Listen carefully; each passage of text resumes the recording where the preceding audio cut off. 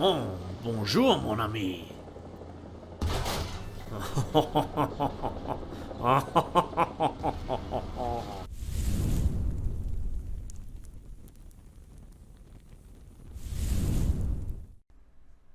Bonjour, mesdames et messieurs. Aujourd'hui, en vidéo avec un AMX-40. Je ne parle français très bien, mais un petit peu être. Hello there, and welcome back to War Thunder. So, very sorry about my French if I mispronounced it. Well, I think I have to do some more 6-week vacations in France to learn the language properly. And yeah, that was a little bit of a different introduction because today's video will be slightly different. I will spend a few minutes in the hangar to explain some of the things about the AMX-40. I talk when I come to the gameplay, of which I have 2 very nice battles, some nice scenes. It is not a first impressions, but it is just simply about the question why so few people are playing this tank, because it is not bad. It is about min-maxing, of which I will talk about later on. But yeah, I have to admit I have some other passions aside from fishing and of course playing War Thunder and some other things. One of them has been in the past years World Endurance Championship, and that is racing cars driving for not just a few circles and that's it, like in Formula 1, which is rather boring. But no, I was really in for the fight between the Peugeots, the Toyotas, and especially the Audis. In particular, the R10, the V12 diesel monster, was amazing to watch. How silent it was, how powerful it was, and how unmatched it was. Up until then, Peugeot came around. And then the last stage of this racing car, which was a completely different development, was then the R18. The R18 is a very interesting car, and especially the sound has then drastically improved. And yeah, the problem with the R18's last development stage was its name, because e-tron sounds amazing in English, right? But here I have a skin by Feng Yan, I guess it is pronounced, and that is a very nice user skin. The problem is, if you use it at the very back of the tank, there it stands as well. And in French, that means translated, if you pronounce this in French and translate it back to English, that means pile of shit. Look it up, I'm not making this up.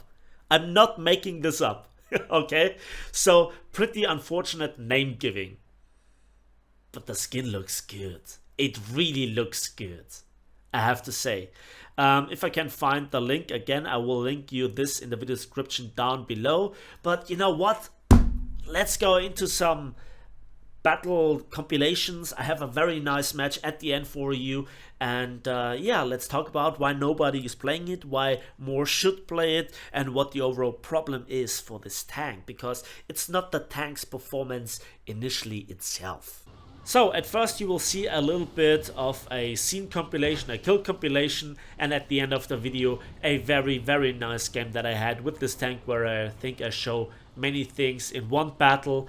And while we wait for this final battle, where I do directly a commentary on the tactics involved and my thinking process, let's enjoy not just this beautiful skin, again made by Feng Yan.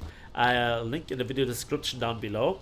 I also want to talk about 3 different aspects of this tank. First one is why nobody plays it, or rarely anybody plays it.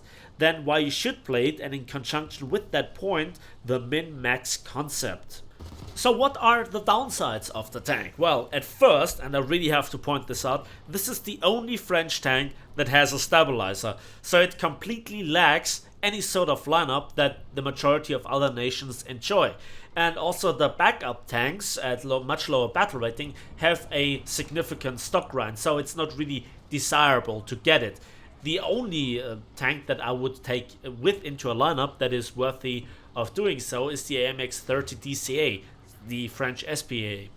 Then there is the really harsh stock grind, because the stock Heat FS shell has penetration of 600 millimeters, and this shell versus era protection and also composite armor that can easily withstand it. Oof, that's not really nice. And then the only AP-FSDS, granted being very strong, is a rank 4 upgrade. So that is a stock grind for a 120mm smoothbore gun that is even more brutal compared to the M1A1, where it is a tier 3 upgrade. And yes, that is a significant difference in my opinion. Then, this tank is just not new, so it kind of got overlooked, it kind of got power creep. You see this in the reload, because tanks such as the Leopard 2A5 and the M1A1 have a 6-second reload, whereas this one, with the crew skill being Ace, having a reload of 6.7. So that is quite significant. So many downsides to this tank. Very weak armor, gets up-tiered all the time from 9.7 into 10.0, but there are other aspects that actually make this tank worth playing. The first one being here that it has a coaxial 20mm that is first coaxial but can actually elevate to 45 degrees, and that means you can threaten airplanes, you can threaten helicopters, and also this 20mm is amazing since you can track enemies. You can just shoot up their gun barrels, you can blind them, and you also can shoot up all the stuff that is in your way when you try to go across a map, a city map, so the fences and all this stuff. Whereas with a 50 cal, although being very strong, it's just not as good, if you know what I mean. And the 20mm just can kill this, the stuff in the way. And so you can keep your speed, which is the second aspect, because this tank is really fast and maneuverable. While this being very common for high-tier tanks, I think this tank has a horsepower to ton ratio that barely scratches 30 horsepower per ton. So it's 29.75 to be exact, but hey, details, right? So it is very fast. And this obviously is for sacrificing the armor, but at top tier that doesn't really matter, to be honest, because it's just muscle memory Call of Duty gameplay style, shooting up the gun breech of an enemy main battle tank. And the rest of the armor is not that important, so why bother with armor at all? That's just what it is. Yeah, then it is unique. And the AP-FSDS is in fact still so strong that it is still very comparable to the strongest shell in the game, which is the AP-FSDS, as I said, on the M1A1. So very strong AP-FSDS that can actually deal with a lot of the composite armor still on some of the more modern main battle tanks within War Thunder. So now let's talk about the concept of minimizing and maximizing, which is very prominent, especially in competitive fights. So let's put it that way. You have a tank, and that has this triangle of firepower, mobility, and armor protection. Since in War Thunder armor protection is a dubious factor, is it really historically accurate? Do you get surrounded in a city fight? Does somebody just flank you and then your weak side armor just doesn't hold up to the balanced firepower of an enemy tank? Those are all questions that, in my opinion, together with the very prominent weak spot always being the gun breech or the turret ring of an enemy tank, I have to say, why not just drop the armor protection more or less totally, and you have just a little bit of spaced armor. And this is what this tank brings to the fight. So very lightweight compared to some other tanks, with still a very strong engine, and that means you have one hell of a mobility and maneuverability advantage. Now versus some other main battle tanks, since War Thunder is going crazy at the moment with any sort of balance, the tank still is one of the best in terms of mobility, but it is not a massive disadvantage. But maybe in conjunction with the 20mm just shooting up all the stuff in your way, especially in a city that slows you down, lampposts, fences, etc. I think you just can keep that speed and mobility compared to some other tanks. And then you also have the maximum penetration power. Now, since the M1A1 came in, it actually features the strongest AP-FSDS round in the game. But to be honest, the little bit of difference to the AP-FSDS that this tank has is not that massive. And what I mean by that is that it's just a few millimeters. However, you sacrifice therefore the reload. 6.7 seconds is quite a hefty reload, a disadvantage compared to some other high tier main battle tanks, and you don't have a HE shell or a massive HE shell like the Russian tanks or the British tanks respectively.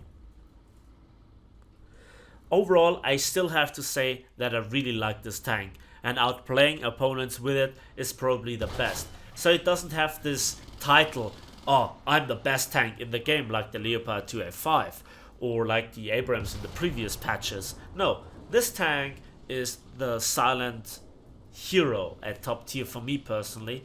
It just does the job, and when you get shot, you made a mistake. So it is all about positioning, it is all about situational awareness, and just letting other take the hits. Maybe they are lucky, maybe they are not. But you have then to be there to help them out, to kill the enemy, and to just surprise them with your positioning and where you shoot them, knocking them out and killing them one by one.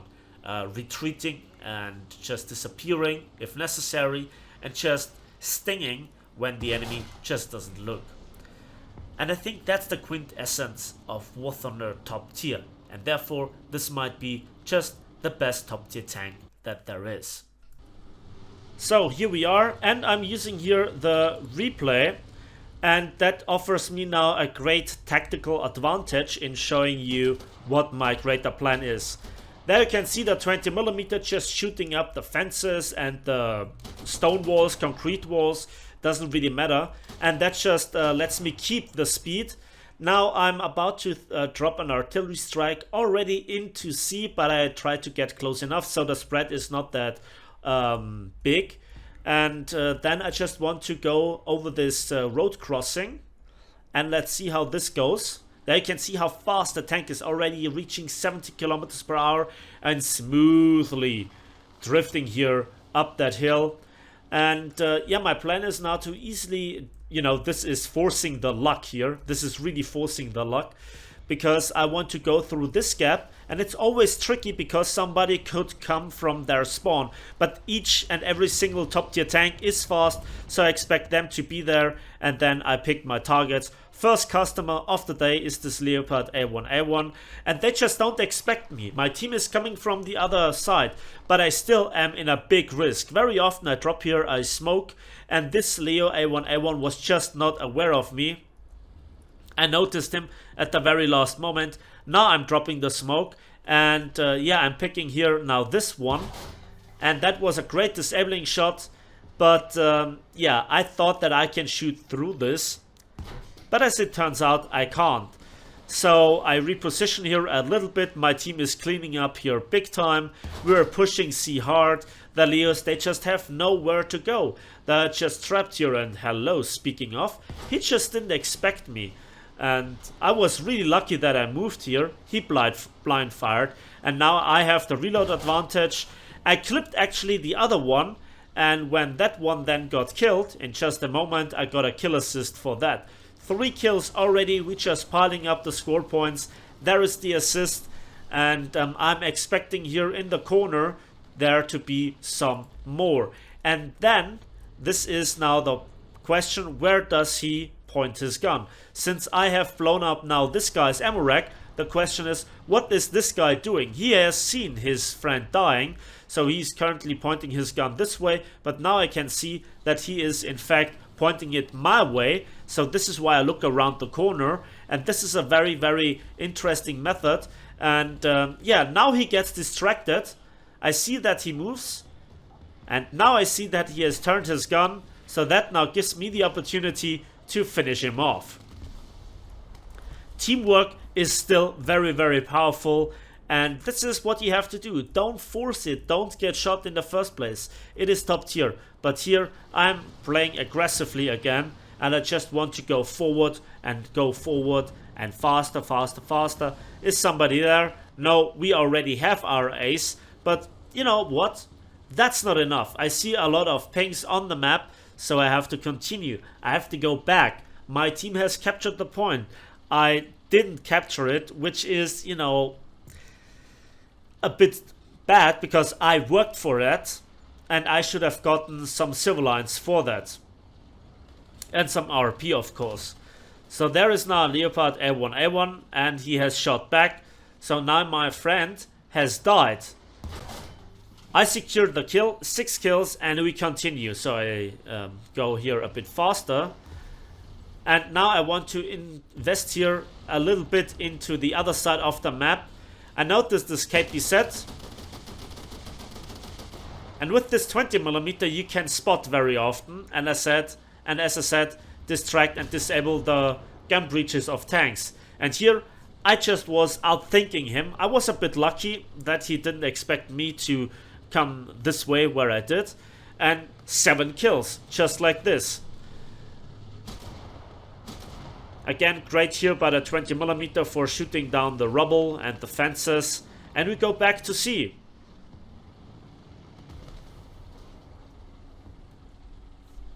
So the situation is now the following. Whoops, nice drift. That my team is now securing the enemy's spawn points. And I think to myself, well, why should I be the stupid one?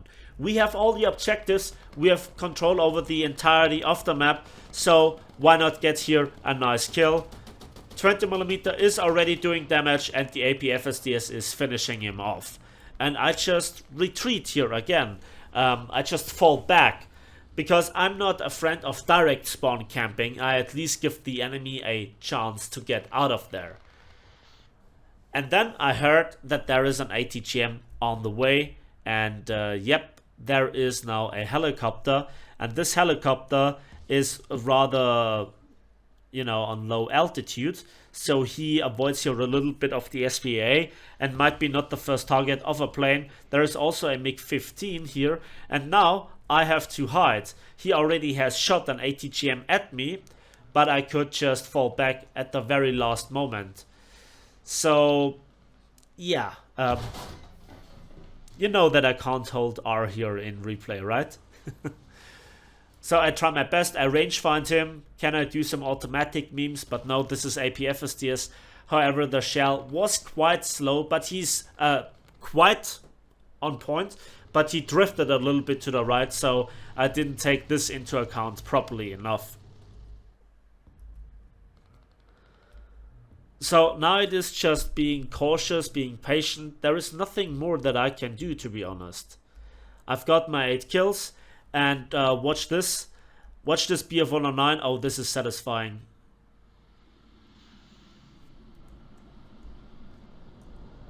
Yep, the BF-109 just got this BO-105 CB2. But sadly, the MiG-15 is hunting him down. And as good as the BF-109 is, it just isn't quite there at the level of the MiG-15. Okay. That's now me being right there and just waiting. And he is the last player. So that was now the end of the gameplay. Little bit of a funny recording. There was nothing left for me to do. And that's the end of the replay. Sadly, I didn't record this, so I only had the replay available, and it was a pretty nice match. I got the Survivor Award, over 50,000 silver lines. Yeah, so a nice experience right there. That's it for me today. Thanks for watching, thanks for listening. I hope you enjoyed this video for a change. A little look back at some of the neglected tanks here with the AMX-40 in particular.